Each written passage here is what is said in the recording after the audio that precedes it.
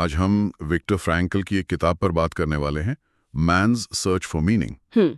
और उसमें एक बात है जो जो मेरे दिमाग में अटक सी गई है कौन सी? कि इंसान की सबसे बड़ी प्रेरणा खुशी या ताकत नहीं है, अच्छा। बल्कि अपनी जिंदगी में एक मकसद, एक मीनिंग की तलाश है। हाँ, और आज हम जो भी बात करेंगे वो सीधे फ्रैंकल के अपने अनुभव और उनकी थ्योरी पर आधारित है। बिल्कुल।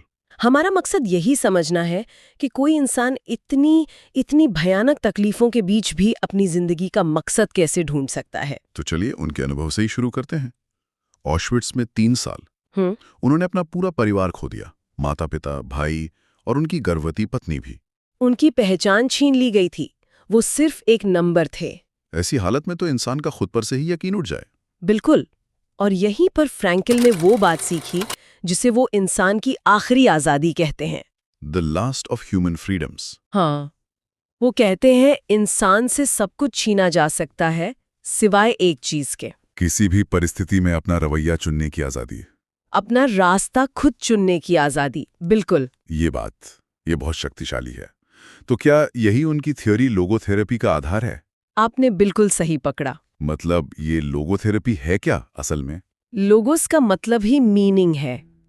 तो ये एक ऐसी थेरेपी है जो मानती है कि जीने की वजह ढूंढना ही इंसान की सबसे बड़ी मोटिवेशनल फोर्स है। हाँ, उन्होंने कैंप में ये अपनी आंखों से देखा था कि जिन लोगों के पास जीने की कोई वजह थी, जैसे कोई अधूरा काम, हाँ, या कोई प्रियजन जिसका वो इंतजार कर रहे थे, उनके बचने की संभावना ज्यादा थी। ये तो निश्चय की बात हो गई। बिल्कुल। जिसके पास जीने के लिए कोई क्यों होता है, वो लगभग हर कैसे को सह सकता है। एग्जैक्टली। और जब ये क्यों या मकसद नहीं मिलता तो इंसान एक खालीपन महसूस करता है। Existential vacuum. हाँ, एक अस्तित्व का खालीपन।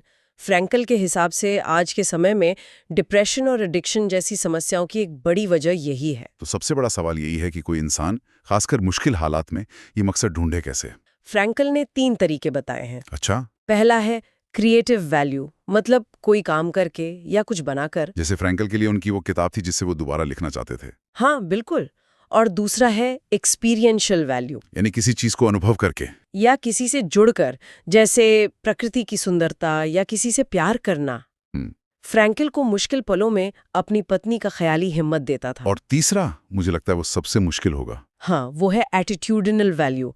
ये तब काम आता है जब हालात बदले नहीं जा सकते, जैसे कोई बड़ी बीमारी या नुकसान। सही कहा। तब हम उन हालात के प्रति अपना नजरिया चुन सकते हैं, तकलीफ को एक चुनौती की तरह स्वीकार करना। इसका एक बहुत अच्छा उदाहरण है वो बुजुर्ग डॉक्टर वाली कहानी। हाँ, जो अपनी पत्नी की मौत के बाद गहरे डिप्रेशन में थे।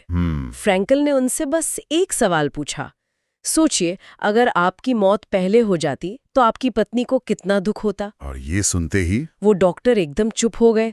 उन्हें एहसास हुआ कि उनके दुख ने उनकी पत्नी को उस दुख से बचा लिया। मतलब उनके कष्ट को एक मतलब मिल गया, एक त्याग का मतलब।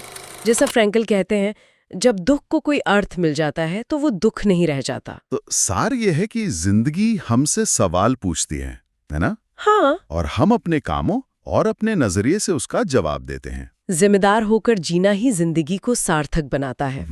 और अंत में एक विचार, फ्रैंकल ने कहा था कि जिंदगी का हर हाल में एक मकसद होता है, भले ही वो हमारी समझ से परे हो। मतलब हमें हमेशा लॉजिक से जवाब नहीं मिलेंगे। बिल्कुल, क्योंकि लोगस यानी मीनिंग अक्सर तर्क से ज्यादा गहरा होता है। सही बात है। और जिंदगी का ये जो अनकंडीशनल मीनिंगफुलनेस है, वो हमें चुनौती देता है कि हम सिर्फ इन विचारों को कागज पे ना उतारें, बल्कि उन्हें